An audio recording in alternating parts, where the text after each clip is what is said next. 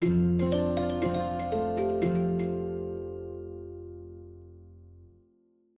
real story of the 47 Ronin. Japan. Winter. 1702. 47 samurai march silently through Edo. Snow falls. Lanterns flicker. They're heading toward one man, the most protected official in the city. Within hours, he will be dead, and they will all willingly walk toward their own deaths. Today, we uncover the real history behind the legendary 47 Ronin, a story of loyalty, injustice, and one of the most dramatic revenge missions in world history. The untold story of the 47 Ronin, the real AKO incident. The world of the samurai. Before we get into swords and revenge, we must know the setting. Japan in the early 1700s was ruled not by the emperor, but by the Tokugawa shogunate, a military government obsessed with control and order. Samurai served feudal lords called daimyo, and everything was governed by strict rules. No private battles, no unsanctioned duels, and absolutely no violence inside the shogun's own castle. These laws will be crucial later. Asano and Kira. Our story begins with two men. Asano Naganori, a young, respected daimyo, lord of the AKO domain. Educated, honorable, but politically inexperienced. Kira Yashinaka, a powerful shogunate official, master of ceremony and protocol, known for being sharp-tongued and allegedly fond of bribes. In 1701, both were assigned to help host imperial envoys in Edo Castle. That's when things began to fall apart. The insults. Kira was in charge of teaching Asano the rituals for the event. But tensions grew quickly. Historical accounts say, Kira belittled Asano, mocked him for being uncultured, possibly demanded lavish gifts he didn't receive, and repeatedly insulted him in public. Whether every insult is true or dramatized, one thing is certain. Asano hated him, and on one spring morning, he snapped. The strike in the castle. Inside Edo Castle, one of the safest, most sacred places in Japan, Asano attacked Kira. He drew a dagger and slashed at Kira, shouting something like, "I have endured your insults long enough." Kira survived with only a cut on his forehead. But Asano had committed the ultimate crime, violence in the shogun's castle. He was arrested instantly. That very same day, Asano was ordered to commit seppuku ritual suicide. His land was taken, his family ruined, and hundreds of samurai in AKO suddenly became Ronin, masterless warriors. Kira, meanwhile, he wasn't punished at all.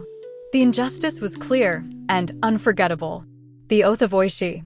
Among Asano's loyal retainers was Oishi Yoshio, the chief counselor of AKO. Oishi quietly gathered the remaining samurai and spoke the words that would change history. Our lord has been destroyed, but his honor will be avenged. But they couldn't attack right away. The shogunate was watching. Kira was heavily guarded, and any sign of plotting meant immediate execution. So Oishi created a plan that required patience, secrecy, and incredible acting. The Year of Deception. For nearly 2 years, the Ronin vanished into society. Oishi did something brilliant and shocking. He divorced his wife to protect her, went to Kyoto, acted like a drunk, partied in the red light district, let strangers mock him, allowed a man to spit on him without reacting. Spies reported, Oishi is finished. No threat at all. Perfect. Meanwhile, the other Ronin became merchants, carpenters, monks, even beggars. Secretly gathered weapons, mapped Kira's mansion, learned the guard schedules, waited for the moment when Kira lowered his security. That moment finally came in December 1702, the night attack. On a snowy night, around midnight, the 47 Ronin assembled in Edo. They wore black. They carried swords, spears, bows, and wooden mallets. Oishi raised his hand. The signal was given. The attack began. They split into 2 groups. One stormed the front gate.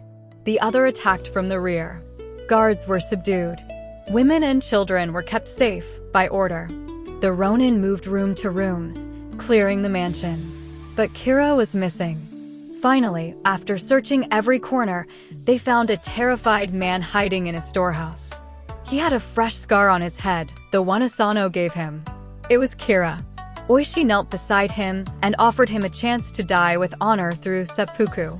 Kira was too frightened or refused. Oishi then ordered his execution. The Ronin wrapped Kira's head carefully. This was not desecration, it was symbolic justice. The pilgrimage. Before dawn, the Ronin walked through the city. People watched in awe as 47 warriors marched silently through the snow. They reached Sengakuji Temple, where their lord Asano was buried. There, they washed Kira's head, placed it before Asano's tomb, prayed for his spirit, and surrendered peacefully to the authorities. Japan was stunned. The public saw them as heroes, but they had still broken the law. The sentencing. The shogunate faced a dilemma. Punish them harshly? The people would revolt. Let them go? It would encourage lawless revenge. After careful debate, a verdict came. The 47 Ronin would die, but they would be granted honorable seppuku, not execution as criminals. This was the government's way of saying, you broke the law, but your loyalty was noble. Each Ronin died calmly, with dignity. Even the youngest, only about 16 years old, accepted his fate without fear. Legacy. The graves of the 47 Ronin at Sengakuji remain a sacred site today. Every year on December 14th, thousands gather to honor them. Their story became a national symbol of loyalty, chugi, a popular subject of kabuki plays, countless films, and one of the most admired revenge tales ever told. But unlike most legends, this one is entirely real. The story of the 47 Ronin isn't just about revenge. It's about loyalty, injustice, sacrifice, and the impossible decisions people make when honor and law collide. If you enjoyed this dive into history, make sure to like, subscribe, and tell us what other legendary stories you want to see explored. Thanks for watching.